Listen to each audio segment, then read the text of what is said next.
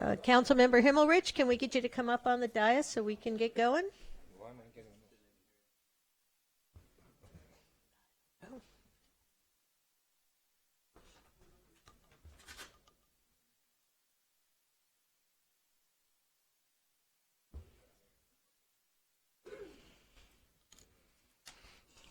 All right, we're back from closed session. I'll turn to the city attorney and ask for a report out on closed session. Item 1A on the closed session is anticipated exposure to litigation. Samo Apartments LLC has threatened litigation against the city and the Housing Authority regarding application of the maximum exception payment standard approved by the U.S. Department of Housing and Urban Development in 2016 for Section 8 voucher holders. The City Attorney's Office is recommending settlement of this potential litigation without litigation and without conceding the legal position of the city and the Housing Authority. The terms of this settlement would include application of the most current maximum exception payment standard approved by HUD for the Section 8 program for all new voucher holders, and application of the housing assistance payment contract rental amount in place at the time of settlement for voucher holders with HAP contracts executed prior to that date. The settlement would also provide the city with 2 weeks to refer prospective tenants to Samo Properties when vacancies arise, and implementation of the city's live-work preference for tenant selection. I move adoption of that proposed settlement. Second. All right, moved by Councilmember Winterer, seconded by Mayor Pro Tem O'Day. May we have a roll call vote, Ms. Anderson-Ward? Councilmember Morena. Yes. Councilmember Himmerich. Yes. Councilmember McCune. Yes. Councilmember Winter. Yes. Mayor Pro Tem O'Day. Yes. And Mayor Davis. Yes, that passes unanimously of the council members present. And item 1B was discussed with no reportable action taken. All right, thank you. Can we call the first two items, Ms. Anderson-Ward? Sure. Next, we have the proclamation declaring January 22nd through the 24th, 2019 as Homeless Count Week in the city of Santa Monica. All right, and I believe we have a representative, our SPOFI coordinator, Raul Lopez. All right, we'll come up to the podium.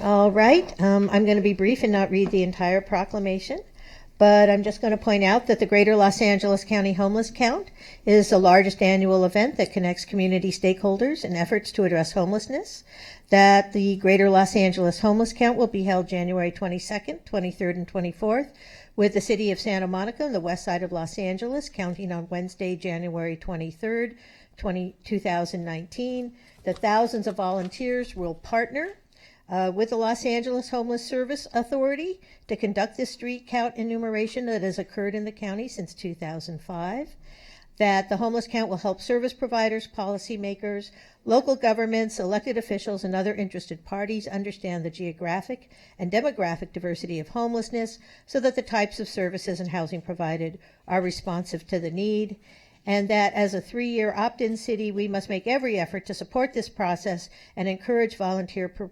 participation in this important endeavor, and that the Greater Los Angeles Homeless Count and the local Santa Monica Homeless Count will increase public awareness of homeless issues and generate new data and public support for local and regional solutions that help address the problems of homelessness. So I, Gleam Davis, on behalf of the entire City Council, do hereby proclaim January 22nd through 24th as Homeless Count Week here in the city of Santa Monica.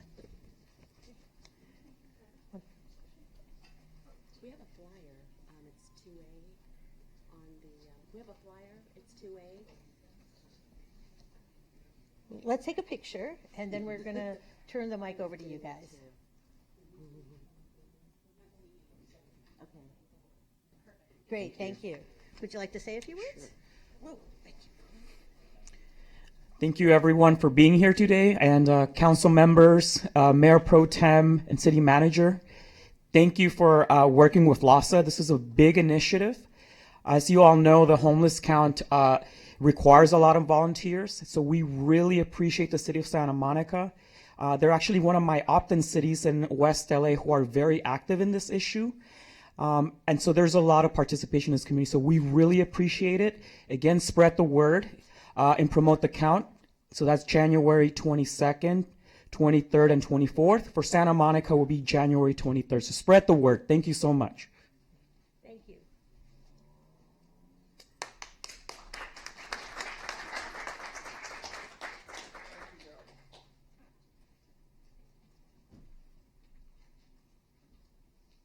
And I just want to say, I believe that if people are interested in volunteering to participate in the homeless count, they can sign up at the city's website. Is that correct? Great, wonderful. So I think we've all, at one point or another, participated in it. It's a wonderful event, and it's a real opportunity not only to assist the community in solving the problem of homelessness, but really get a sense of how important the problem is to solve. So thank you. All right, can we call item 2B, please? Yes, item 2B is acceptance of council member Vasquez's resignation, declare vacant seat, and discuss options to fill the vacancy in accordance with Section 603 of the city charter. You have 2 requests to speak, and I'll share a short staff report, and myself and the city attorney will be able to answer questions. So the staff is recommending that you accept Councilmember Vasquez's letter of resignation, adopt a resolution declaring the vacancy on the city council, and discuss options and procedures for filling the vacancy in accordance with Section 603 of the city charter. Once the seat becomes vacant, you have 30 days to fill the vacancy by appointment. If the council fails to make an appointment, you will have to call for an election. Councilmember Vasquez was elected to the State Board of Equalization on November 6, 2018, and because of the office is incompatible as a matter of law with the service on the city council, Councilmember Vasquez relinquished his council seat, effective yesterday, January 7th, when he was sworn into his state seat. The city charter states that whenever a vacancy arises, it shall be filled by appointment, and such appointee will hold the office until the next general municipal election. The council has 30 days from the declaration of the vacancy to make an appointment. If you're not able to make an appointment by that time, the council will need to call for an election. So in the past, when a vacancy occurred, the process was the city council chose to accept applications for all interested applicants with a specific deadline in order for the applicants to be considered. My office is prepared to open an online application process beginning tomorrow, January 9th, through noon next Thursday, January 17th, in order to have those applicants considered at the next January 22nd council meeting. We're recommending an electronic application process in order to allow for better transparency for public throughout the application process. For those who do not have access to a computer, the application will be accessible online digitally on your phone, your tablet, as well as you could visit and use computers at the local libraries. We've prepared to advertise legal notices for the vacancy throughout the city's website, through social media, and in local papers. If the council is not able to make a decision on an appointment at its January 22nd meeting and would like to allow more time, the council may choose to reopen the application process and continue the appointment to potentially a special meeting on Tuesday, January 29th, and if necessary, continue even further to another special meeting on February 5th. I also want to note that if an appointment to fill the vacancy is made within 30 days, the appointee will be sworn in at the time of the meeting when the appointment is made. And finally, as stated in the city charter, if an appointment is not made within 30 days, then the council will have to call for an election. I'll address the election-related matters in my staff report when I return on January 22nd. I'm now available for questions. Councilmember McEwen? You mentioned transparency, so I assume that these electronic applications will immediately be available for anybody in the public to see? That is correct. Thank you.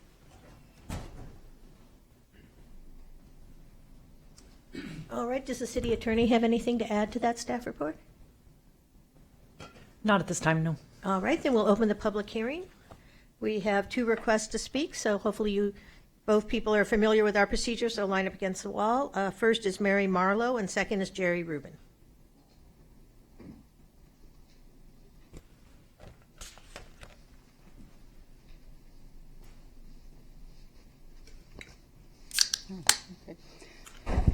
Good morning and Happy New Year to all. This is the first meeting of the year, so we're hoping it's a little less crazy than last year.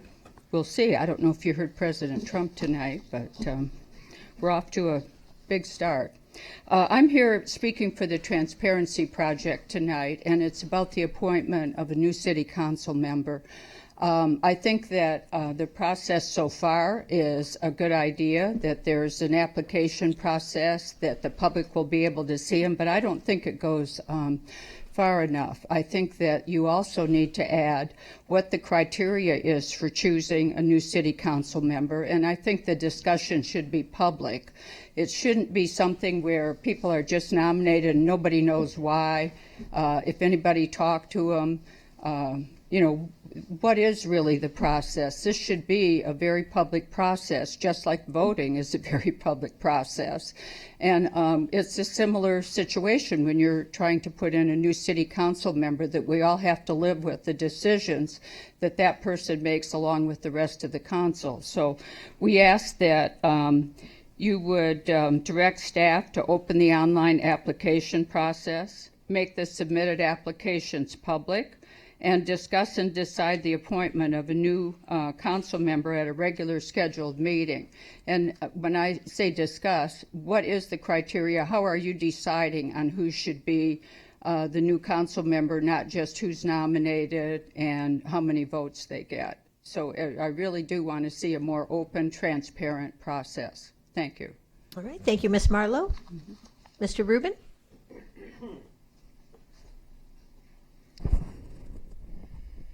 Thank you so much, Mayor Davis,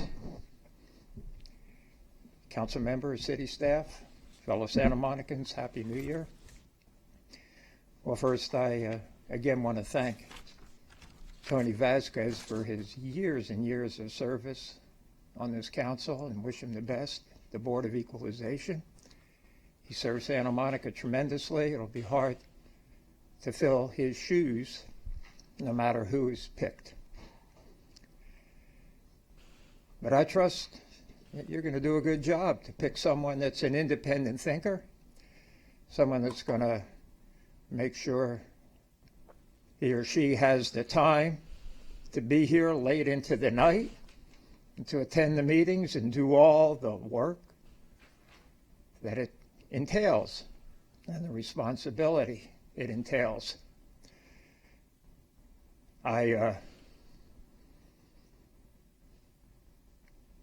think it's a transparent process, but, when we vote, we have secret ballots. I don't want to get to a point where it just creates something where it's just on social media back and forth. It's not a popularity contest. It's getting someone in that loves Santa Monica, has experience, maybe serving on some commissions, and been willing to put in the time. So I fully entrust you, and I think it's good to do it as soon as possible so you have a full council, because there's a lot of important votes and you need a full 7-member council to do it. Thank you. Thank you, Mr. Rubin. All right, do we have any questions of staff? All right, the public I do have a question. closed. All right, we have a question from Councilmember McEwen. Just a quick one, because secret ballots were mentioned. That would be anathema to the city council. I assume actually it would be illegal for us to do any kind of secret ballot on that kind of an appointment, or not? That's correct. It would typically be a Brown Act violation, absent very special circumstances. So it'll be a fully open, transparent vote. All right, great. Then I'll entertain a motion to adopt the resolution declaring the vacancy. So moved. Moved by McEwen. Do I have a second? Second by Mayor Pro Tem O'Day. I believe we need a roll call motion on this one. And a roll call vote, sorry. The city attorney has rung in before we do that. I'm sorry, you moved too quick for me.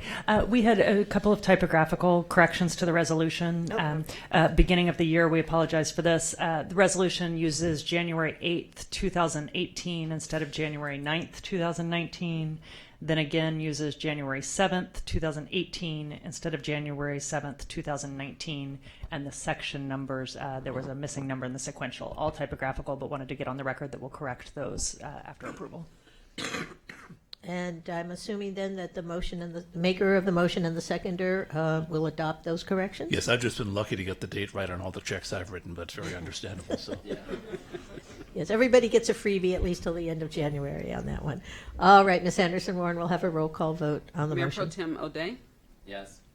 Councilmember Winter, Yes. Councilmember McKeown, Yes. Councilmember Himmelrich, Yes. Councilmember Morena, Yes. and Mayor Davis. Yes, that passes unanimously. And then I believe we need a motion on how to proceed to fill the vacancy and give direction if necessary. Move the Council- staff recommendation. Second. And you were in the queue, but you were just, all right. So again, moved by Councilmember McEwen, seconded by Mayor Pro Tem O'Day. Does everyone understand the staff recommendation?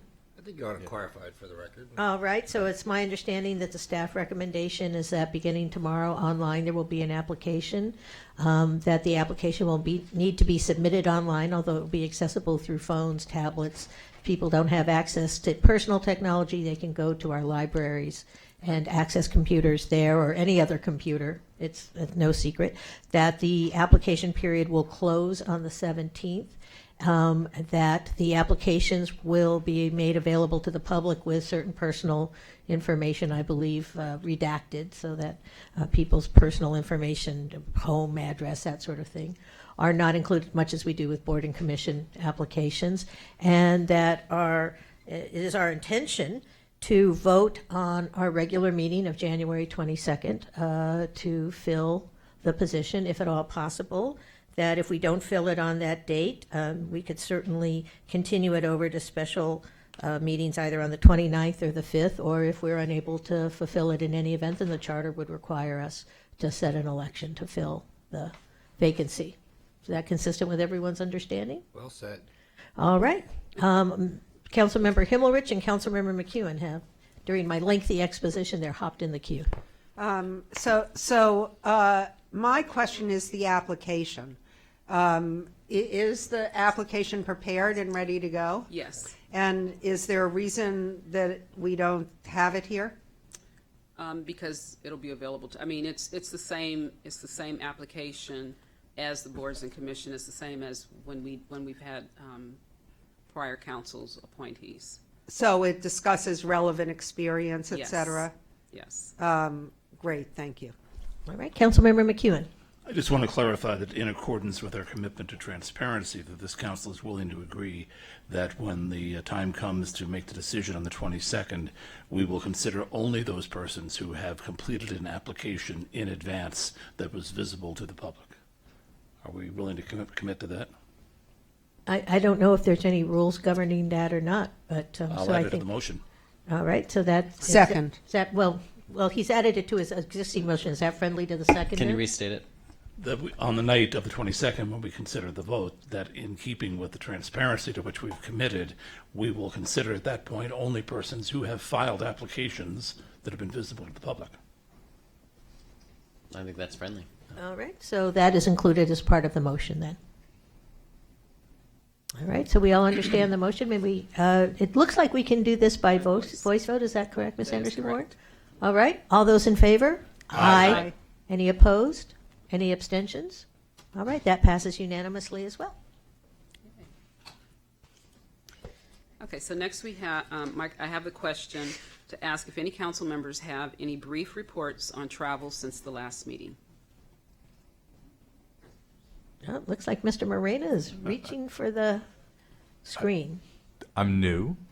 So what does that mean? Just where I went, who I spoke with, what I do? So we are required under state law Thank you. that if the city pays for any travel that you take on Oh. behalf of the city, like going Gotcha. to the Conference. California League of Cities, National League of Cities, that sort of thing, you're required to disclose that in the name of transparency to the public. And we ask that you give a brief, emphasis on the word brief, exposition of what you bring back from that travel that will assist us all in continued governance of the city. Gotcha. No, I paid for my own travel. Yeah, if you took your kids to Legoland, Yeah, we're you happy don't want for to you, know. but- Sounds Right. good. Thank Yeah. you. Yeah, No, nothing to report. and just to make it clear, since you are new, sometimes we have travel that is paid for other than by the city. For example, third-party organizations will pay for us to go and make presentations, and I think as a matter of practice, we also disclose that. So we can disclose that that travel was not at the city's expense, but at someone else's expense. All right, not seeing anyone else in the queue. It looks like no one was traveling for the city over the holiday. All right, that takes us to item 3, Ms. Anderson. Item 3 is the consent calendar, so all items will be considered and approved in one motion unless removed by a council member for discussion and you have one request to speak. All right, we'll open the public hearing. Oh, sorry, I didn't see you, Mr. Cole. You're in the queue. Thank you, Mayor and members of the council. Item 3C, which is the award of a contract for the Wilshire Boulevard Corridor Safety Enhancement Study. I had planned and I'm carrying through with publicly disclosing an item that may be of interest but not of legal conflict of interest. And that is that my ex-spouse, from whom I've been divorced for 10 years, is married to a principal in one of the subcontracting firms that has been awarded this contract. My understanding is she has no involvement in that firm.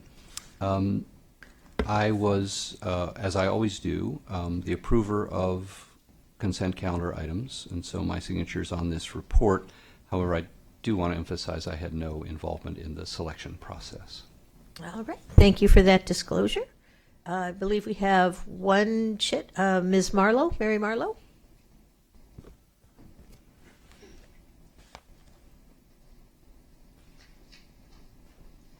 Good evening again. I'm representing the Transparency Project again, and I just would like to see a robust discussion on when people recuse themselves and when there's actually a conflict of interest.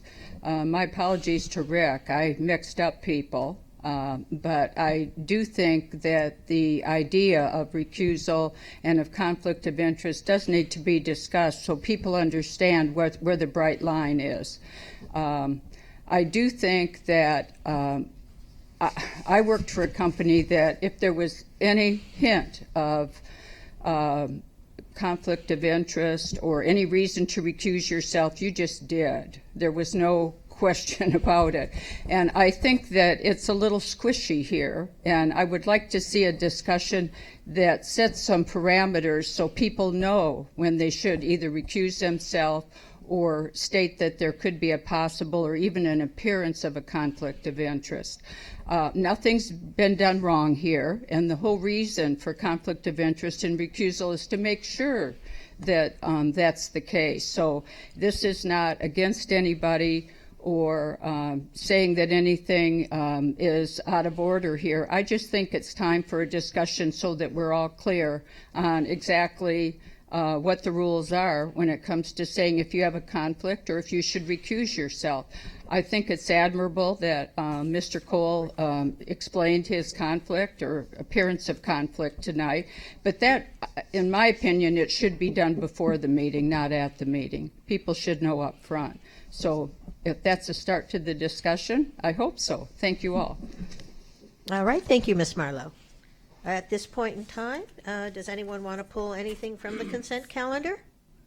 Councilmember McEwen. I'd like to pull item 3D. 3D. Any other items? Oh. It's the video storage system. I'd like to pull 3E. 3E. Any other items? All right, then we'll entertain a motion for the remainder of the consent calendar, all items except for item 3D and 3E. So moved. Second. All right, moved by McEwen, seconded by O'Day. I'm getting tired of saying that. May we have a roll call vote, Ms. Anderson-Warren?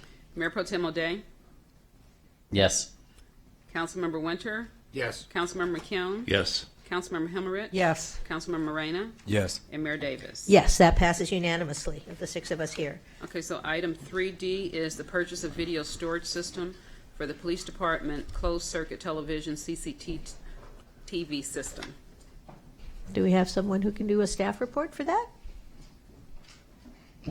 Well, it might be more productive just for me to ask the question that I have. All right. I'm not sure we need a full staff report on this, but it has become increasingly uncommon for me to pull consent calendar items because it's my practice when I get the consent calendar to send an email to staff and ask if I have any question.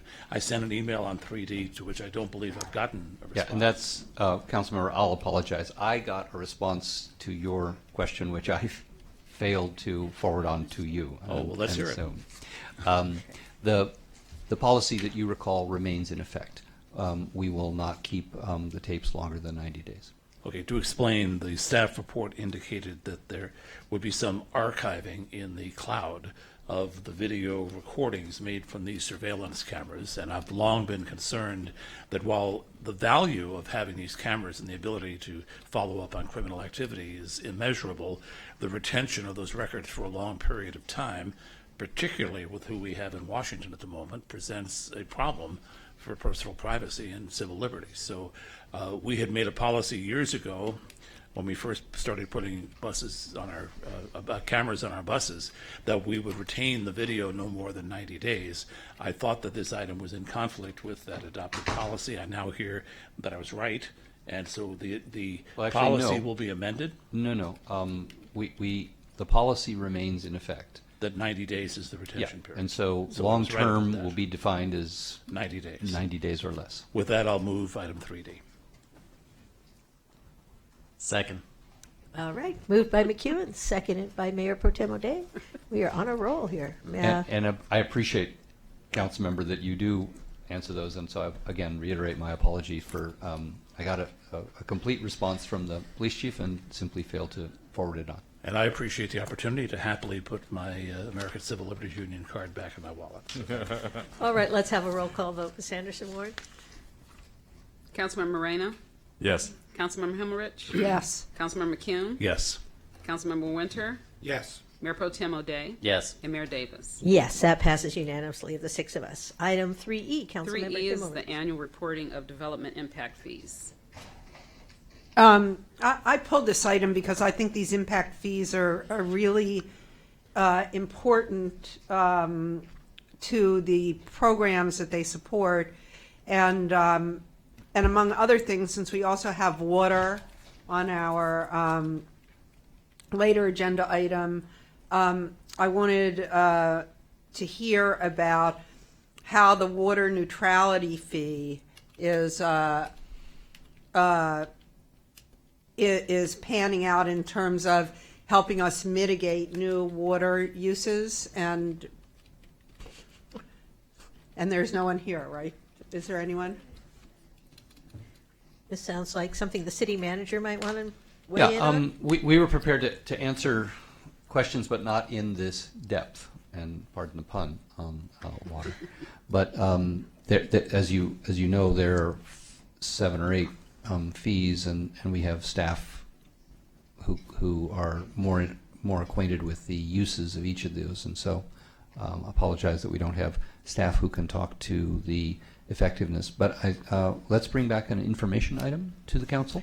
Well, because really the purpose of this report is for you to for us to disclose to you and the public how much money's been collected and what it's been spent on, and therefore if there's money left in the fund, what the anticipated use of it will be. And I think we've done a good job of covering that. I certainly hope so. No, I think that's true, but one of the things that I'd like to see in the update is whether any of these fees need to be updated again. Mm-hmm. And so in terms of how the water neutrality, that's our newest fee, and I think it's perfectly reasonable to ask, for the council to ask, how is that working?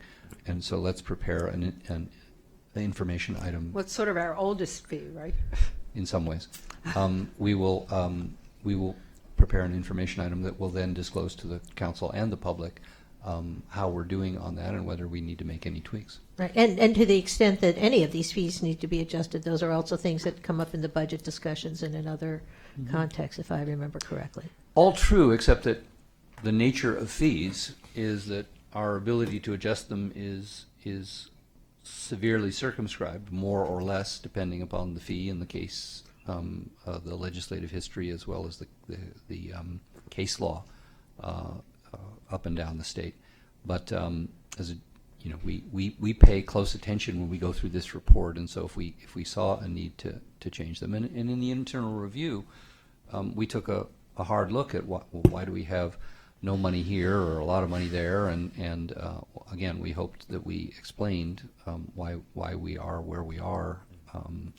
For example, on the transportation fee, we have a fairly significant balance, but we also have a very significant pipeline of projects to which we will be using it as matching funds. Thank you. All right, thank you. Then, Can I just Councilmember Winter. I mean, actually, a lot of these fees are quite new. The TIF was only new in the last number of years, the transportation impact fee, right? And we've updated the Parks and Recreation Development Impact Fee in the last number of years. I think actually a lot of these have been updated in recent history. Mm-hmm. And the water demand mitigation fee, which is the oldest one, has been replaced by the water neutrality ordinance. That's what I was referring to. Right, but I think that on the transportation funds and the affordable housing, where we're experiencing lots of needs, that the feasibility of fees for that in connection with new development may be merited. And again, all fair, but the purpose of this is to look backwards and to report how we're doing on the enforcement of what we already have on the books. And I appreciate that. Thank you. All right, then I'll entertain a motion on item 3E. I move item 3E. Second. Moved by I was gonna beat him Himmelrich, to the punch. seconded by Mayor Pro Tem O'Day. We'll have a roll call vote. Councilmember Moreno? Yes. Councilmember Himmelrich? Yes. Councilmember McCune? Yes. Councilmember Winter? Yes. Mayor Pro Tem O'Day? Yes. And Mayor Davis. Yes, that passes unanimously. Thank you. We'll move on to the next item, Ms. Anderson-Ward. Next, we have 7A, which is second reading and adoption of an ordinance repealing and replacing in its entirety the text of Santa Monica Municipal Code 7.70 pertaining to personal wireless service facilities in the public right-of-way. Move adoption. Whoa, sorry. I am going to literally, in the interest of transparency, recuse myself. I think, as everyone knows, because I've said it so often, I am employed by AT&T. And although this particular ordinance doesn't specifically relate to AT&T, it could have an effect on their operations within the city. So I am going to turn the meeting over to Mayor Pro Tem O'Day for the 30 seconds it will take you all to deal with it.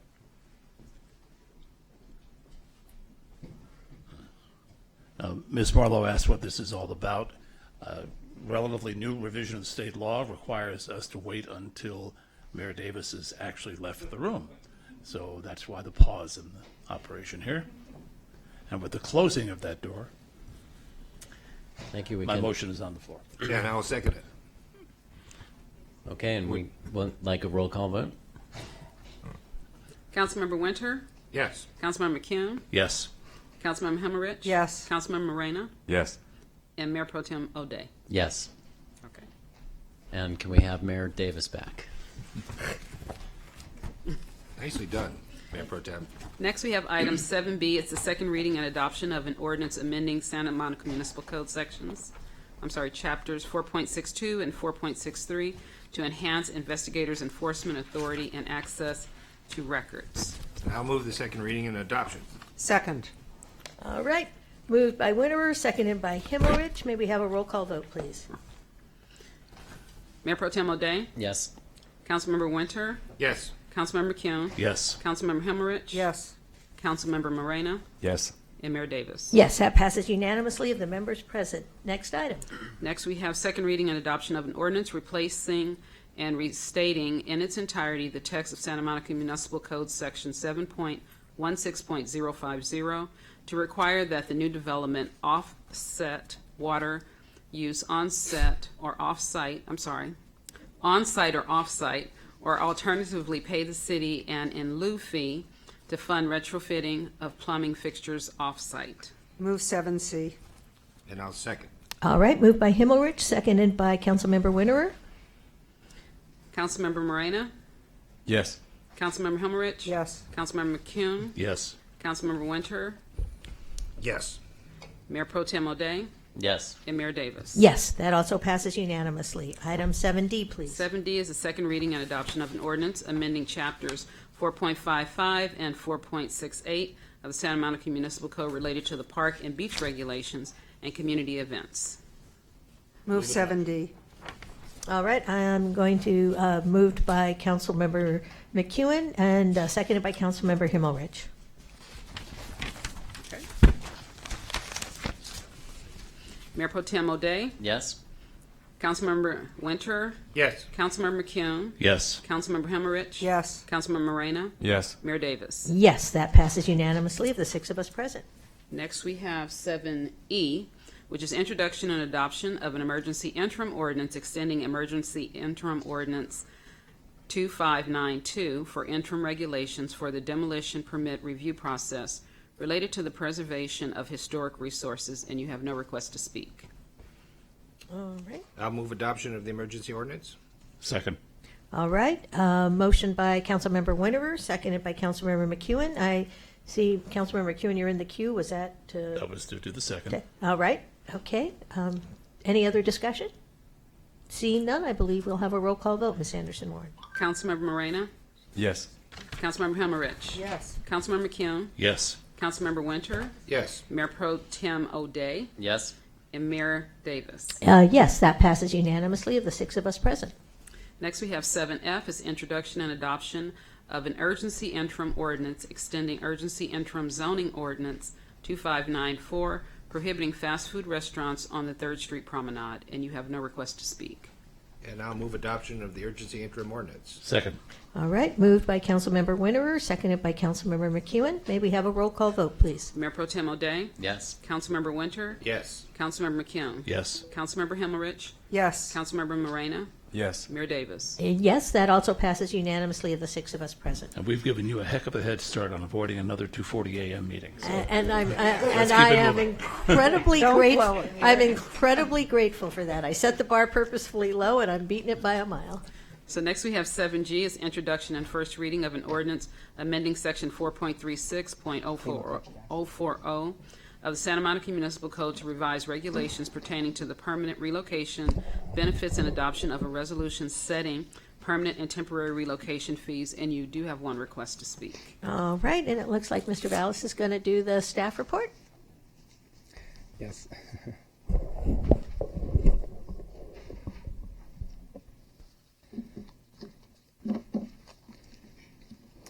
Good evening, Mayor and council members. My name is Salvador Valles. I'm actually now the CEO of Public Works, so this will be my last PCD item presenting to you tonight.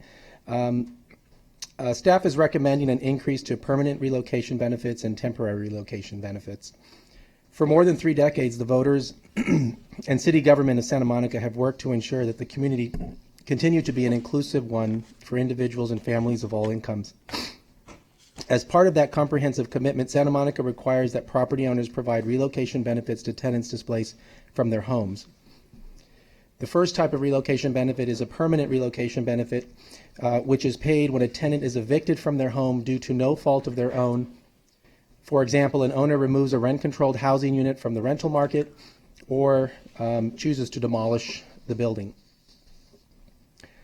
The second type is a temporary relocation benefit, which is paid when a housing unit is found to be temporarily uninhabitable due to no fault of the tenant. For permanent relocation fees, Council last increased these fees in December of 2011. The base fees have been adjusted for inflation annually, and as of July 1st, 2008, the current permanent relocation fees are as provided on the screen. And if you need me to read those out for you, I can. Yeah, I think you might want to read those Okay. out because I don't know about anyone else, but my aged eyes find that hard to read. Yeah, it's a little small. So for fiscal year, the current ones for the standard fees are $9,950 for a single or studio, $15,300 for a one-bedroom, and $20,750 for 2 or more bedrooms. On the right-hand side, those are the augmented amounts for those who are disabled or 62 years of age or older. And so for a single or studio, the amount is $11,450. For a one-bedroom, $17,650. 2 or more bedrooms, $23,850. Staff undertook a study to examine whether the currently established benefits cover the actual cost to the displaced tenants. Staff found that even with annual adjustments, costs have outpaced the relocation fee benefits, which are currently inadequate to cover those costs resulting from these displacements, that again are due to no fault of the tenant. The recommended amounts utilize a methodology that is intended to more adequately cover these costs, taking into account things such as first and last month's rent, security deposits, and utility disconnections and connection fees, among others. The amounts also take into account the additional needs of households with disabled individuals or seniors 62 years or older. Based on this assessment, staff recommends increasing permanent relocation fees to the new amounts,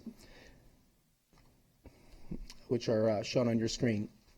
So for the new amounts, for a standard relocation, permanent relocation fee for a single or studio, the amount would be increased to $15,020.51. The requested increase to a one-bedroom is $20,705.13. And the 2 or more bedrooms is increased to $28,810.26. For qualified households, again, which would include a disabled member or individuals 62 years of older, the amounts would be for a single or studio, $15,712.82. For a one bedroom, increased to $22,089.74. And for 2 or more bedrooms, $30,682.05. For temporary relocation fees, staff also recommends that council increase the lodging per diem rates to $292.13 per day to account for the average cost of renting a hotel room in Santa Monica, including the transient occupancy tax which the tenant must pay. Staff does not propose to change any of the other temporary relocation per diem fees currently authorized. So as you can see here, for a hotel or motel, the current fees are 165 days per day per household. The proposed request is to increase that to $292.13. For the others, there are no changes requested. For meal allowances, $31 per day per person. Laundry allowances, $1 per day per household if the rental included laundry facilities. And for pet accommodations, $30 per day. And then $55 per day per dog. And then other actual boarding costs. In conclusion, staff recommends that both permanent and temporary relocation rates continue to be adjusted annually for inflation, as they are today. Additionally, staff commits to reviewing these rates again periodically, but no less than every 3 years, to ensure that the rates are consistent with the cost associated with the displacements. This concludes my presentation. Staff is available for questions. All right, do we have any questions? Councilmember Himmelreich. First of all, Sal, thank you so much for doing this work. I'm sorry I can tell you're sick. So on the other relocation fees, other the F costs, et cetera, it's the same as it was before. That hasn't risen. Is that correct? I'm sorry, so repeat that? The pet accommodations, the laundry allowance, et cetera, those are the costs are the same, yes? We are not recommending any changes to those at this time, yes. So And, those would stay the same. And just so we understand, the temporary relocation amounts, as adjusted, cover the same costs that they covered before, which are permitted by a recent case out of San Francisco, but don't really represent more. It's what you get for your dollar these days. That's correct. For both permanent and temporary relocation fees, we made a concerted effort. Ide, who's the neighborhood preservation coordinator, worked closely with rent control, looking at actual costs, getting estimates, talking directly with reputable moving companies, getting information from government agencies, federal agencies, other things to come to good estimates of actual cost of what individuals would experience. But I really appreciate your work on this and rent control's work on it. Thank you very much. All right, do we have any other questions? Not seeing any, we'll move to the public comment. Janet Gagnon from the Apartment Association of Greater Los Angeles. Thank you. The Apartment Association of Greater Los Angeles represents over 10,000 mom and pop owners throughout LA County, including many in Santa Monica. The vast majority of our members own 10 or fewer units. That's units, not buildings. So we are the actual little guys, many of whom are already under the rent stabilization ordinance in Santa Monica, because many of these smaller properties are the older properties, and they are some of the most affordable properties because of that rent stabilization ordinance. The concern we have is that our members don't want to sell. They sell when they can't make it pencil out, that they have all of these requirements on them and their costs are going up too. So I applaud this council for looking at costs and what's going on today, but you also need to look at the other side of the equation, which is what costs are increasing for the rental housing provider. Mortgages, property taxes, property insurance, all of those are going up, as well as the new required mandate of seismic retrofit, which is also a huge amount of money for small mom and pop owners to come up with.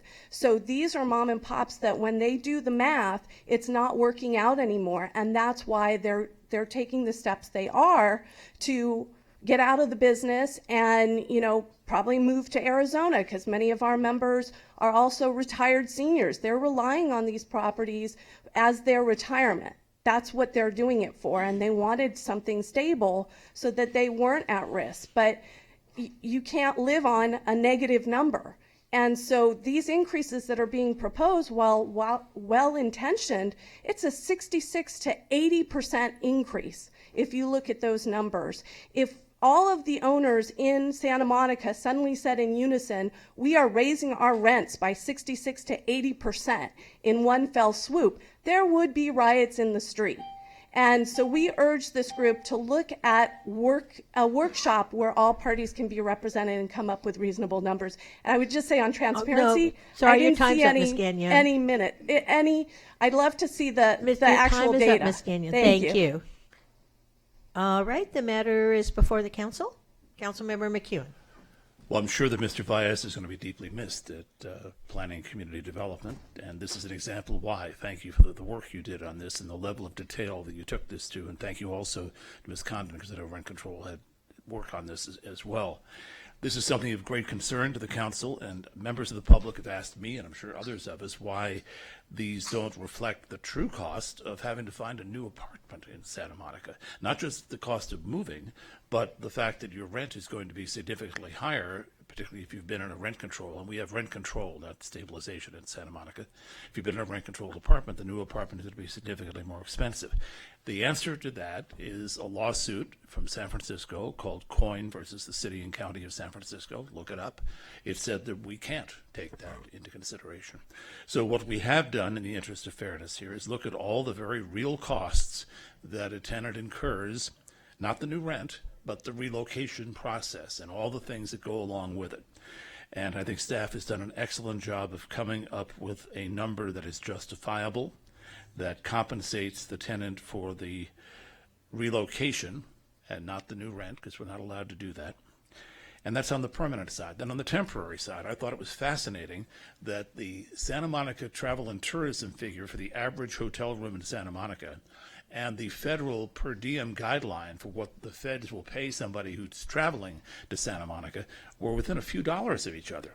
So we averaged it out $1.50 in the middle and came up with this number, which I think is quite evidently based on two separate sets of facts that came together astonishingly closely. So this is the best we can do, folks, and I'll move the staff recommendation. Second. All right, we have a motion from Councilmember McEwen, a second by Councilmember Himmelrich. Do we have any other discussion? Not seeing anyone in the queue. Can I ask, there are two items, Ms. Anderson Warren. One is the introduction and first reading of the ordinance amending the municipal code, and then secondly, the adoption of the resolution relating to the relocation fees. Can those be in one motion, or We do they have to need to do be in those two? separately. All right. I'll make a motion for the first to begin with. Second. That would be the introduction of the attached ordinance on first reading. All right, so with regard to the ordinance, and I'm still learning this mayor stuff, former Mayor Winter said, it's in my cheat sheet. There you go. So with regard to the first item, which is introduction and first reading of the ordinance amending Santa Monica Municipal Code, Section 4.36.040, moved by McEwen, seconded by Councilmember Himmelrich. We'll have a roll call vote. Councilmember Moreno? Yes. Councilmember Himmerich? Yes. Councilmember McKeown? Yes. Councilmember Winter? Yes. Mayor Pro Tem O'Day? Yes. And Mayor Davis. Yes, that passes unanimously of the six of us here. And I'll move the adoption of the resolution. Second. all right, we have the adoption of the resolution setting the relocation fees, moved by Councilmember McEwen, seconded by Councilmember Himmelrich. We will have, I see no one in the queue for discussion. We'll have a roll call vote. Mayor Pro Tem O'Day? Yes. Councilmember Winter? Yes. Councilmember McKeown? Yes. Councilmember Himmerich? Yes. Councilmember Moreno? Yes. And Mayor Davis. All right, yes, that passes unanimously as well. You could have us out of here by 8 o'clock. I don't know at the rate I'm going. Next, we have item 9A, which is the 2019 water rate adjustment, and you have 3 requests to speak. Oh, all right, we have our Assistant City Manager Lichtig in the, So I'm afraid to say that you're moving so fast that our staff is on the way from the Water Resources Office. So they're trying to catch up with you. Maybe we can do our So 13 I'll make a items. motion that we do item 13A while we're hanging around here. No Second. objection. all right, without objection, we're going to move to item 13A, which you want to call that, Ms. Anderson Warren? 13A is appointment to 2 unscheduled council member vacancies to the Audit Subcommittee, and you have no request to speak on that. I'm in the queue. Talk Oh, slowly. I'm sorry, Councilmember Winter is in the queue. I was just realizing where we were, sorry. Councilmember Winter. I will nominate Councilmember Moreno and myself for both those vacancies. Third.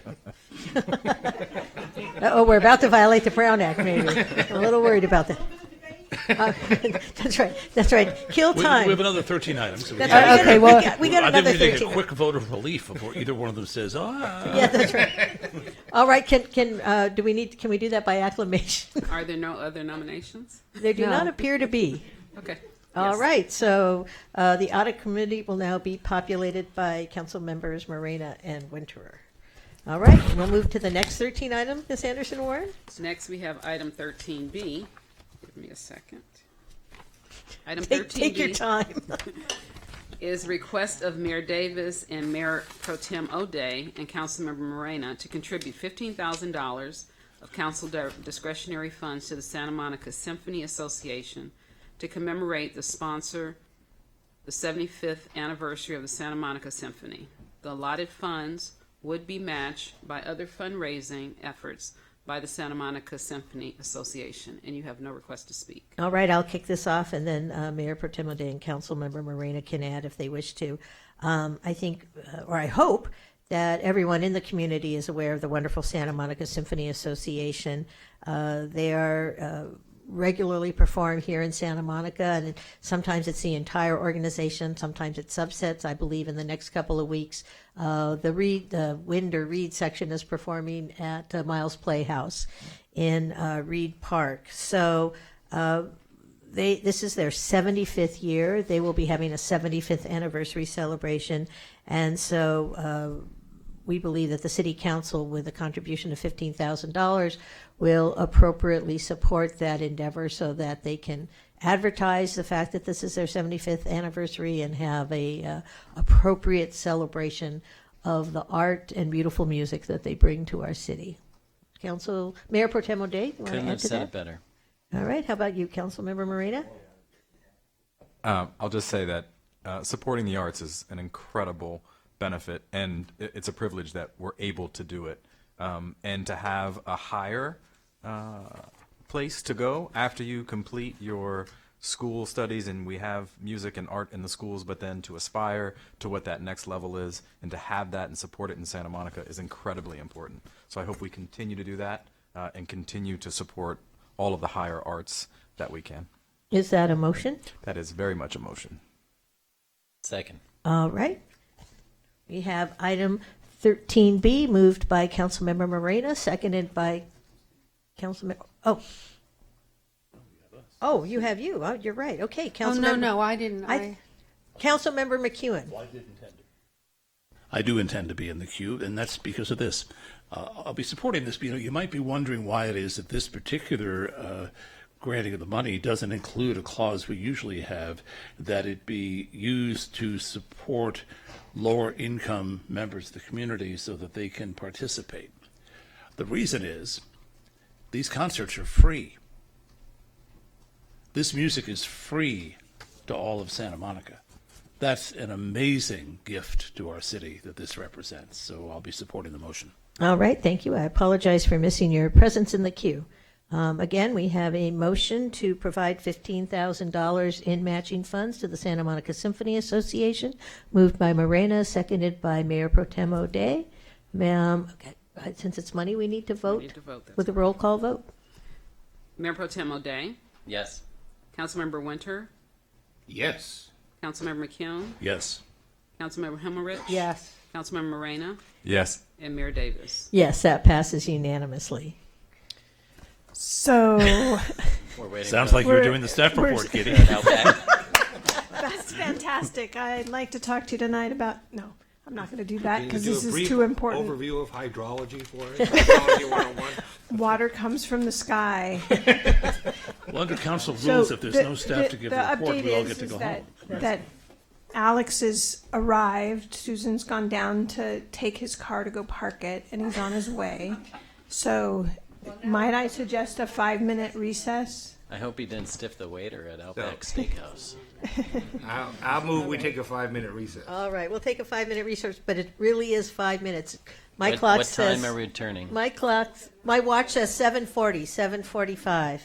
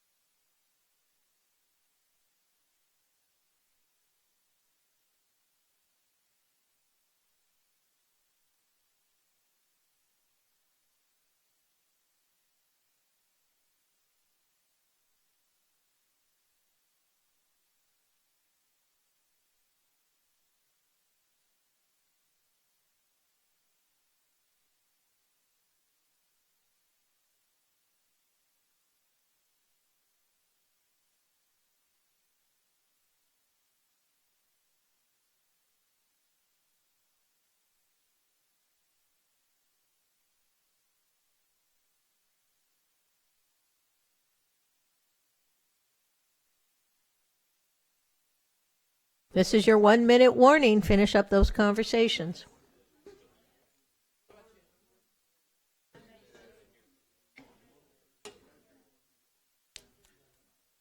My previous record, when I sat in for Ted, I think was like 8:30. So I have the potential to break it by a mile. Personal best.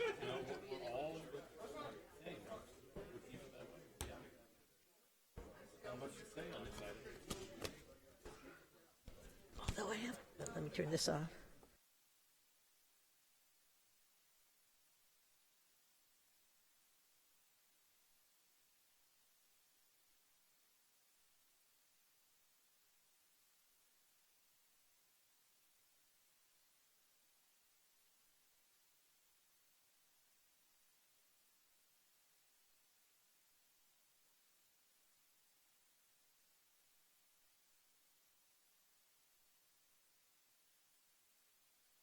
All right, can I get all the council members back up to the dais, please? If you can't, we'll just vote without them. That's right. That's right, as long as we have a quorum. We do. We now have a staff member. And Look at right. All right, let me turn your podium mic on. And Ms. Anderson-Warren, do you want to call the item, please, 9A? Yes, item 9A is 2019 water rate adjustment, and you have 3 requests to speak. Go right ahead. Good evening, council members, mayor. My name is Alex. I'm the water resources manager. Tonight I'm here requesting council to authorize the previously approved 9% water rate increase for calendar year 2019.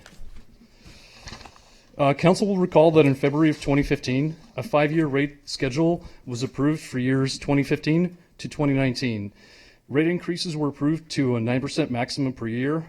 Council asked staff to come back each subsequent year with the state of the water fund and an annual rate recommendation. A full 9% rate was implemented in 2015. However, council reduced the annual rate adjustment from 9% to 5% during calendar years of 2016, 2017, and 2018. This was done due to better than expected financial performance and rescheduled capital projects.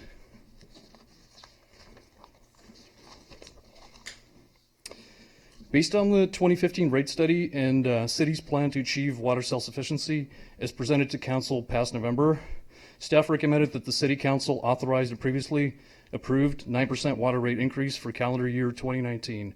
This would result in the monthly increase of $4.33 for an average single family customer. The rate increase would help fund, number 1, preliminary design of water treatment capacity and efficiency improvements, number 2, a new groundwater well, and number 3, annual water main replacements. The staff recommended 9% rate adjustment would equal to approximately $4 rate increase for single family customer, $10 rate increase for multifamily customers, and a $21 monthly increase for commercial and institutional accounts. Last fiscal year, 2017-2018, the ending fund balance was about $34.8 million. Expenditures for the year were about $23 million, approximately $1 million less than anticipated, largely due to landscape rebate conservation program savings, which was carried over into this fiscal year to help reduce water demand. Overall, the water fund operating budget was nearly balanced. Staff is projecting $23 million in expenditures for both capital and operating cost, thus anticipating a fund balance to be $11.8 million at the end of this 2018-2019 fiscal year. This is the summary of an aggressive capital improvement program totaling almost $39 million in projects over the next 2 years. Over $5 million in water main projects are currently underway as authorized by council in 2018. Implementing these projects will reduce the water fund reserve. Please note that the conservation programs are included in the operating budget and are not shown above.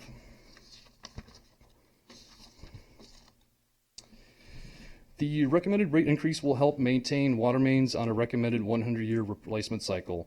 Approximately 4% of water mains in the city are over 100 years old, as shown in red in the figure above. Staff recommends maintaining the 100-year replacement cycle, as it's extremely important to have a reliable and resilient water distribution system.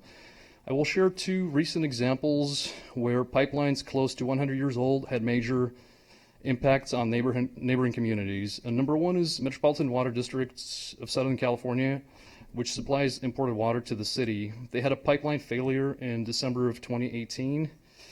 And this pipeline serves both Santa Monica and Beverly Hills. Santa Monica residents were not impacted because city produces local groundwater and has great conservation efforts, and we have resilient infrastructure consisting of reservoirs which provide storage supplies for unforeseen events like this. However, Beverly Hills residents were impacted and were asked to reduce outdoor usage for almost a week until the repairs were completed.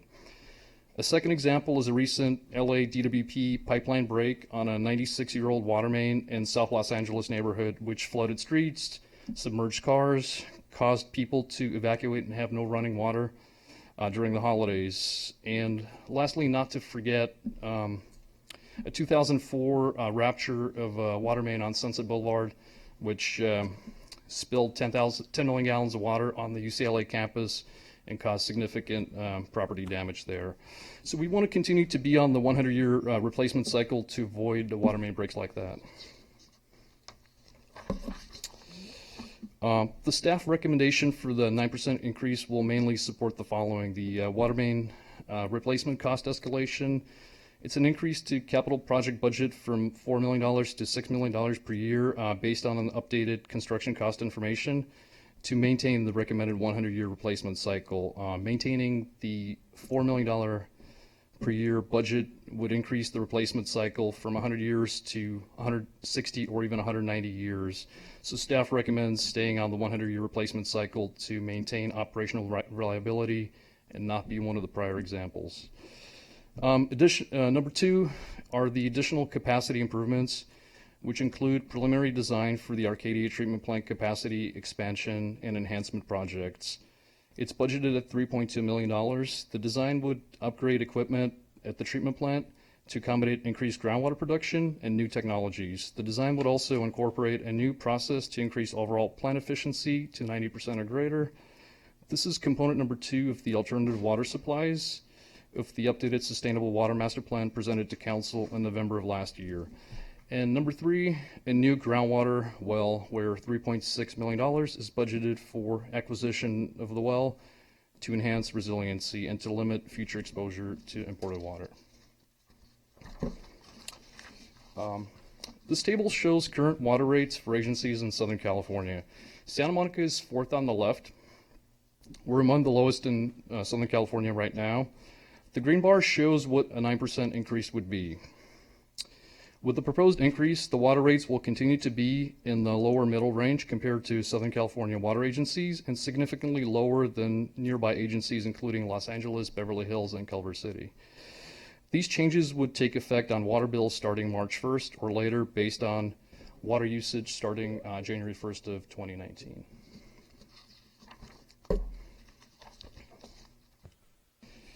Staff considered alternatives to the 9% water rate increase. A 5 or 7% increase would result in significant reduction. A 5 or a 7% increase would result in significant reduction or delay in the annual water main replacement and city's goal for water self-sufficiency. A 5% rate increase would also leave the fund balance at $2.1 million in fiscal year 23-24 compared to $8.4 million with a 9% rate increase. It's important to point out that $7 million is the recommended minimum reserve level, meaning a 5% rate increase would cause the fund balance to fall below the minimum reserve level. The difference between the 5% and the 9% rate increase is approximately $6 million over 5 years, which almost equals the funding for the 2 self-sufficiency projects approved by Council on November 27, 2018. A full suspension of the 2019 rate increase, meaning a 0% increase, would lead to lowered revenue, resulting in the need for significant reduction or delay in the annual water main replacement and the city's goal for water self-sufficiency. This is the fifth and final year of the 2015 rate study. A new wastewater rate study is currently underway to set water and sewer bill rates for calendar years 2020 to 2024. As part of that rate study, funding options will be developed for council's approval with input from the public and advisory groups to meet the city's water and wastewater revenue requirements. Staff will return to council by mid-2019 for a study session on water and wastewater rates following public input. A public hearing for adoption of the rates for calendar year 2020 to 2024 is to be held in October of 2019. And to close my presentation, maintaining a safe and reliable drinking water supply is not only essential, but an investment now in the system which would be less expensive in the long run versus deferring maintenance and continuing to rely on imported water supplies. In November 2018, staff came to council with an updated sustainable water master plan, which is now being implemented. Central to this long-range strategy is the council's commitment to achieve water self-sufficiency through increased conservation and more efficient use of local groundwater resources. Authorization of this previously approved rate increase will help implement council policy. Thank you, and we're here for questions. And thank you for hustling over here. We're sorry we got ahead of you. Do we have any questions from the council before we begin public comment? All right, Councilmember Winterer. Mr. Nowacek, you had a slide up there earlier about the estimated impacts of the 9% increase starting with single-family homes. So the $10.06 for multifamily customers, that's per multifamily building on average? Right, so the multifamily, they're defined for any account with more than 5 units attached to the meter. So this is really for buildings on a meter more than 5 units. But so that $10.06 would not be paid by the tenant of one apartment. It would be spread across the building, correct? Right, so whoever is the owner of the meter would pay for that bill. Yeah, so the single-family customers would be paying a bit more simply because they have more landscaping, other things, higher water usages. But correct. For those people living in apartments with lower water usage, the increase would, if it's passed on to them one way or another, it'd be less than what we're talking about for single-family homes. Yeah, correct. So multifamily would typically use less water than a single family. All right, thank you. All right, Councilmember Himmelrich. I'm sorry, I hate to do this. I have a follow-on to that. So is there a range of prices? Because let me ask you this. In older buildings with less water-efficient fixtures, will the rates be higher for older buildings with less water efficiency? Will the rates be higher than that average monthly increase? So these numbers, these are literally like an average for all the single family, all the multifamily accounts, and we have like a tiered rate structure. So everybody, let's say in tier 1, would still pay the same rates, and then tier 2. So it really depends on the usage. But this is done by building. Is that you did this by? So you took all the single family residences and took not the median but the average. Yeah, exactly. This is the average. And do you know what the median is? I did not run the median. And can you tell me what the highs and lows are in that range? I'm sorry, I don't have that information. Thank you. All right. Any other questions? All right, then we'll move to the public comment. We have 3 speakers, Denise Barton, Ellis Raskin, and Judy Abdo. So if you can all line up along the wall, we'll start with Ms. Barton and then move on to the next speakers.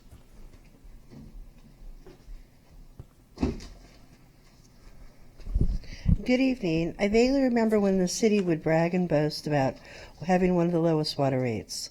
But now it's maintaining safe and reliable drinking water is important.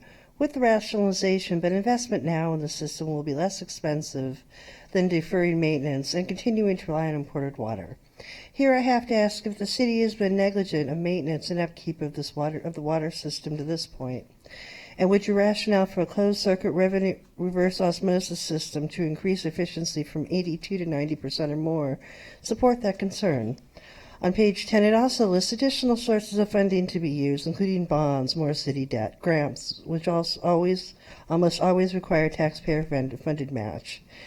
And if the project isn't completed during the grant period, the rest of the cost falls on the taxpayers. Remember Francie Steffen in planning? Then I also have to ask, is making loans from a restricted funds even legal? Isn't that where the taxpayers are paying for loans from funds which are supposed to be used for something else the city is holding? And you wonder why I say the city is run like the mob. Also, might this seem excessive in relation to the increase on the cost of living? I know I won't get a 9% yearly cost of living increase. Or would this be your way of pricing people out of being able to live here? You say you want a diverse community, yet you seem to be excessively pricing people out of it. And wasn't the increase for the water infrastructure supposed to be paid by the new development? Or would you be double billing the residents? This doesn't seem to be working the way you said it would. And finally, how does increasing the capacity of the water lines and drilling new wells not show an increase in water usage due to overdevelopment? Along with have they found ways to get rid of the diseases out of the water yet? Due to sewage wastewater being mentioned again. Thank you. All right, thank you, Ms. Barton. Mr. Raskin? Good evening, Council. My name is Ellis Raskin. I'm a member of the city's Urban Forest Task Force and also an environmental and land use attorney here in Santa Monica. First and foremost, I want to commend the Council and staff for reinvesting in the city's water infrastructure and building towards water sustainability. Excuse me, water sustainability. I'm here tonight to emphasize the fact that the urban forest plays a key role in the replenishment of our groundwater in our aquifers, especially here in the Olympic subbasin, which will play a key role in our city's future water sustainability and water independence. So I want to encourage the Council to continue investing in our city's amazing urban forest and finding new policy-based ways to preserve our city's urban forest canopy, potentially not just on city-owned property, but also on private land as well, which still plays a critical role in replenishing our aquifers through the evapotranspiration process and ensuring that we aren't punished by the continuing effects of climate change. So thank you for your work. Have a good night. Thank you, Mr. Raskin. Judy Abdo. I told everybody in my house I'd be really late tonight. And so I'm blown away that you've pulled this off. So such a short meeting. I'm here to support the rate increase. I think it's essential that especially that the water mains be replaced on a schedule at least as aggressive as what is proposed here. I was kind of glued to the TV when the two water main breaks showed on last month, and I saw cars falling into these sinkholes, and I thought about Santa Monica, and I hadn't seen the staff report yet, but I found out that there's a 100-year-old water main a block and a half from my house that I don't know why. It's the oldest. It just doesn't make sense to me, but it is. And I really hope that it gets replaced quickly so that we don't have another sinkhole problem here in Santa Monica. I also want to say that any time we can increase our local supply of water, we are looking for the long-range sustainability goals of the city, but also we're looking at keeping water rates relatively low compared to what the region will have to pay in the future with from the Metropolitan Water District, because that water cost is going to go up and up and up. So I just strongly suggest you do this tonight and be happy about it. All right. Thank you very much, Ms. Abdo.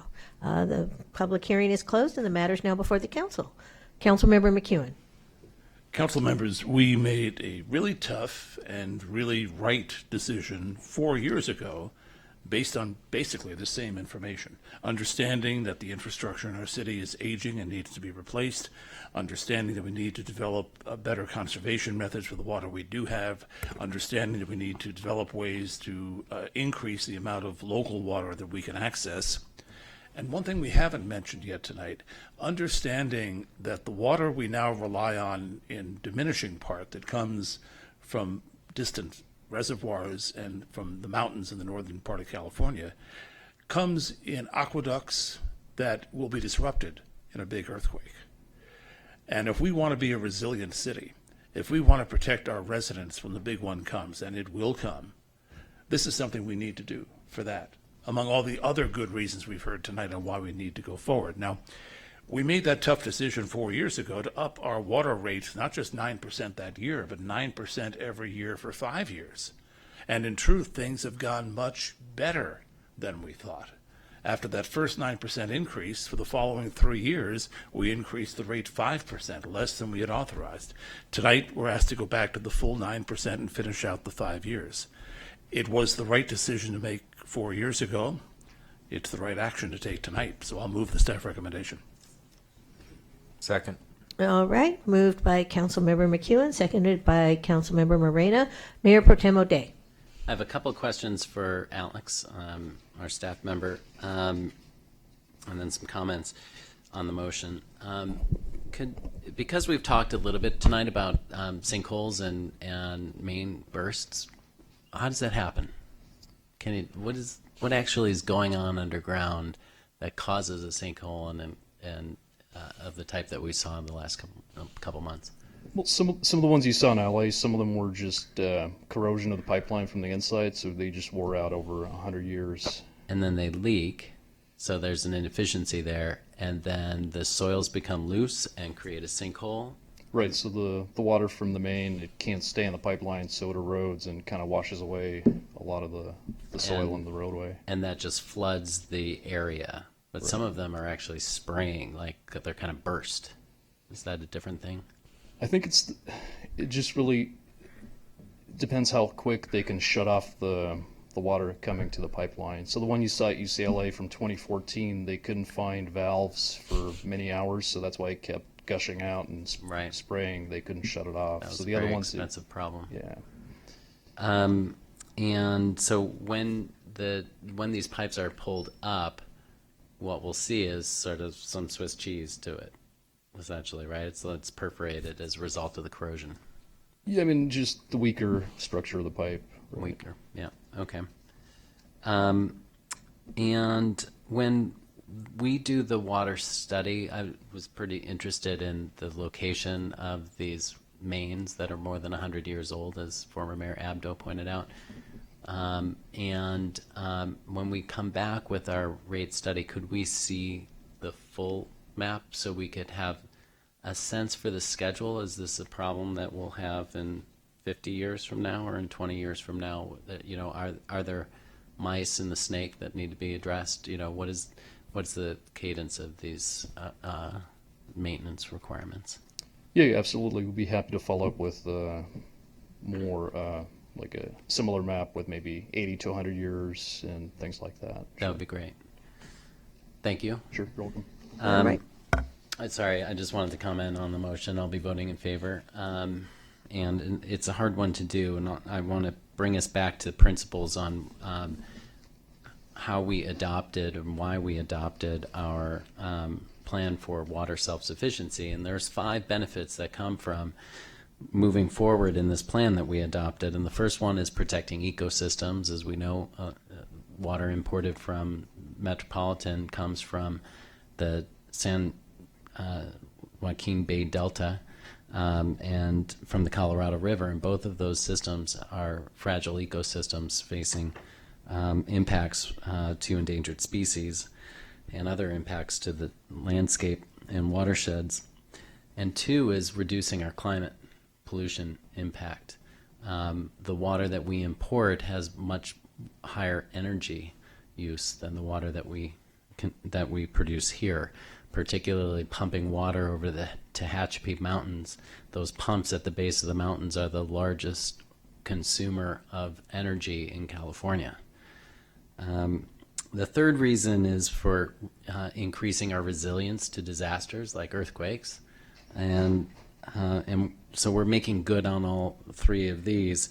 We're also making good on this fourth one, as the staff report highlighted tonight, which is investing in our local community. Instead of building dams and those fragile ecosystems, for example, we're investing in upgrading the Acadia treatment facility. That's local jobs, that's green jobs, that's an improved local quality of life. When we're investing in replacing lawns with drought-tolerant landscape, that improves our neighborhoods. That's that's a real important local benefit that we get. And then the fifth one is the one that really kind of brings us to this conversation today, which is lowered costs. And so when we look at our rate study for the next 5 years, I hope that we'll be able to see that we can project that we'll be able to deliver on the lower cost that comes from having chosen to become water self-sufficient here and produce our own local water needs. And it's harder to see now while we're investing. It'll be easier to see over the long run, and over the 5-year study, I hope that we will see that. And importantly, that we'll be beating our peers substantially in our water costs, because that will drive them to the same decision that we made. And when we get these rate studies, we often see sort of how we stack up against our peer cities. And, if we're not in the middle, then there's an argument to go to the middle. And so there's always this sort of race to the middle, essentially, in pricing. And I want to be able to show that we can beat those costs for all of our neighbors by taking on this strategy, because those first four benefits are very compelling, but the fifth one is really what's going to drive people in the same direction that we did. So thanks to the staff, great work on producing this report and getting us to this point, and I'll support the motion. Great, thank you. Councilmember Himmelrich. So I too will be supporting the motion. I thought it was a great staff report. I would like to see, when you come back to us, the range of prices that will be chargeable to people, and in particular the median versus the average, because I'm not sure how that cuts in this, but I know those numbers can be very different depending on your statistical range. I did have one question as we were talking about sinkholes and water spraying out of holes. And I don't have experience with this in water, but I do have it in fuel lines where they have check valves to prevent a disaster from becoming a worse disaster. And I wonder if those exist on water mains or not. We have pressure zones. We have 3 pressure zones. So we have some valves that kind of reduce pressure or just pressure between the zones, but I'm not sure about the check valves on the water main. So you get the check valves are just automatic valves that when there's an uncontrollable rush, they just shut. And I don't even know if that technology exists, but in the event of an earthquake or something else, it could actually make a difference to the community. We can certainly look into that. I mean, we do the design of an annual water main project every year, so we'd be happy to look at that. Thank you very much. All right, Councilmember McEwen. Before we vote, just a quick footnote on sinkholes. They don't just happen in other cities. About 15 years ago, we had a sinkhole in Ocean Park. A pipe burst, I think it was on Euclid, and the water ran underground underneath Ocean Park Boulevard and eroded the entire north side of Ocean Park Boulevard all the way down the hill. Ocean Park is basically one big sand dune, so this happened pretty quickly. So don't think it can't happen here. It can, and it does. And by making sure that the pipes are replaced on a regular basis, we will save a great deal of money and inconvenience for residents and possible property damage. So once again, as the maker of the motion, I support it. Let's vote. All right, so we have the motion made by Councilmember McEwen, seconded by Councilmember Morena. And it is a motion to authorize a 9% water rate increase to go into effect January 1, 2019. Seeing no further discussion, let's have a vote. Ms. Anderson-Warren. Mayor Pro Tem O'Day? Yes. Councilmember Winter? Yes. Councilmember McCune? Yes. Councilmember Himmerich? Yes. Councilmember Marina? Yes. And Mayor Davis. Yes, that passes unanimously of the 6 of us present. All right. Next we- Since we took the 13 items out of order, I believe that takes us to 14. Is that correct, Ms. 14 Anderson public Ward? input, correct. May I make I wanted to make that announcement before, and I guess it sort of got lost in the shuffle. Sure. Go right ahead. So during, I've actually been promising for a couple of years now to start having office hours for community members on a regular basis. And so this will be open to as many as 3 council members for Brown Act purposes. It's not meant to be an exclusive means for people to communicate with us, but the first office hours will be next Tuesday, which is the 15th of January, from 3 to 5 in our council chambers. And I'm going to, I've scheduled 2 of them, council conference room. I'm sorry, not in here, but in the council conference room. The next one will be 2 weeks from that Tuesday from 10 to 12 in the morning. And then after that, I'd like to regroup with anybody who comes and think about what the scheduling should be, what other hours should be provided, what other locations would be good for this, and who really wants to participate. So thank you very much, and thanks for the opportunity to announce it. All right. So let's go to item 14, please. Item 14 is public input. Public comment is permitted only on items not on the agenda that are within the subject matter jurisdiction in the city. State law prohibits that the city council from taking any action on items not listed on the agenda, including issues raised under this agenda item, and you have 3 requests to speak. All right. They will be in this order: Denise Barton, Patrick O'Rourke, and Jerry Rubin.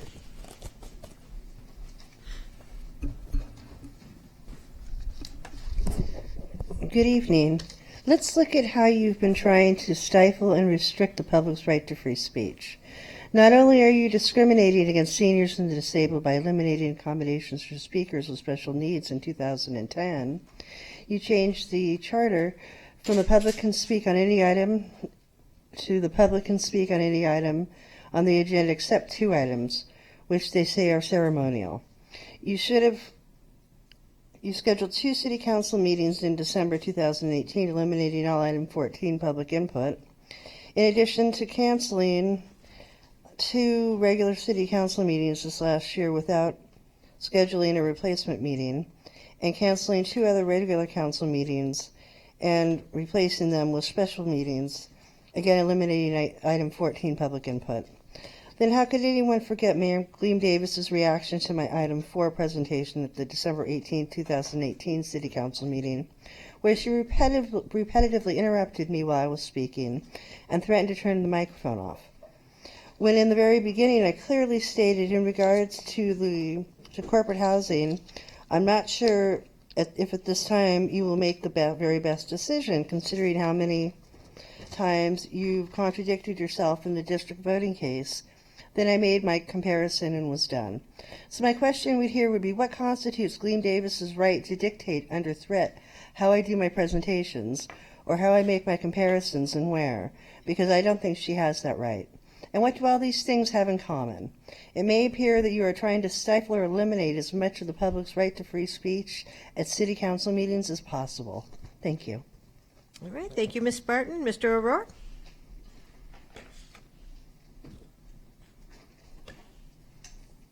My name is Patrick O'Rourke. I've come here on behalf of Noella Wood. She's a resident at Mountain View Mobile Home Park. She's been trying to get her electricity turned on for 3.5 years with the previous management agency that you authorized to manage the property. You hired a new, after this lawsuit that I heard, I'm not sure the details of it, this new management agency, they have aggressively determined that she's not a resident there, or she's not a resident there. She's a tenant there, but she's not a resident because she's not on the lease. She's lived there for 28 years, 3.5 years of which has been by herself in in a trailer without electricity, without access to gas, because the gas, well, the propane is run off of electricity. We've talked to the city attorney's office, we've talked to code enforcement, and no one wants to handle it.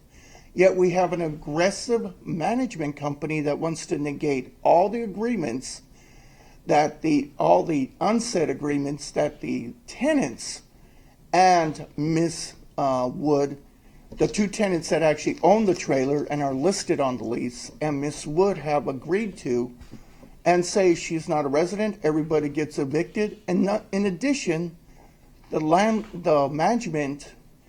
manager has refused to accept checks. Miss Wood has taken out money orders. Now, she has lived in Santa Monica for a long time. Prior to this, she had a mother that she was a sole caretaker of. She was not able to work. She had to care for her mother 24 hours. And until 2 years ago when she passed, she used her mother's house to take showers, cook, and the such. After that, she got a job through one of the agencies that worked with Santa Monica, and now she works at Mountain Villa Westwood, where her mother died 2 years ago. She is capable of paying the rent. She has offered repeatedly to pay the rent, and yet no one in the city wants to deal with it. And management just say, you're all gone. Okay, period. thank you, Mr. Rourke. Your time is up. Can someone please refer? My name is Patrick O'Rourke. I'm the contact for her, 424-214-9816. Sir, I see our city manager getting up. Yeah, I speak to you, so right, we the can't council take can't any take action. any action. All right, Mr. Rubin. Right, thanks again, Mayor Davis, council members, city staff, fellow Santa Monicans. Now, since 2019 has been proclaimed as the year of the tree, I'd like to make a special invitation to you. Now, let me clarify, it hasn't been proclaimed year of the tree by the United Nations or any official agency. It has been proclaimed, not really officially, but in a loving way by our small ad hoc group that my wife Marissa and I started called Tree Hugging Friends.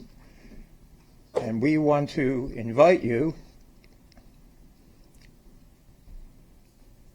to this special event. The theme will be Love Our Trees, which I know Santa Monica has been doing for a long time. Urban Forest Task Force is helping a lot. And we're going to have this event at the Fairmont Miramar Hotel, once again at the landmark Morton Bay Fig Tree, appropriately on Valentine's Day, Thursday, February 14th, 5 p.m. till 6 p.m. And we would like to invite you. We're inviting groups from the Task Force on the Environment, the Urban Forest Task Force. We'd love to have you drop by, city staff drop by.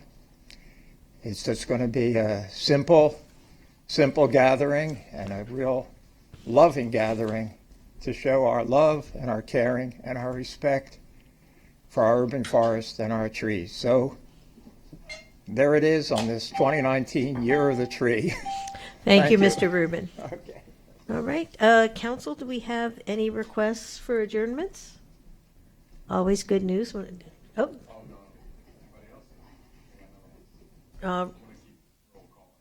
All right.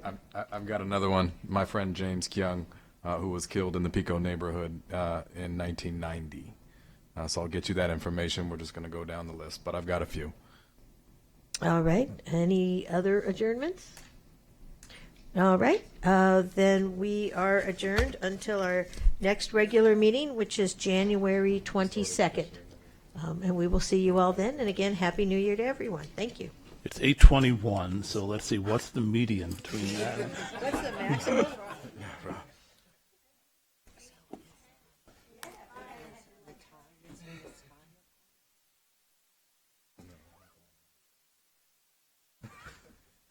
Aye.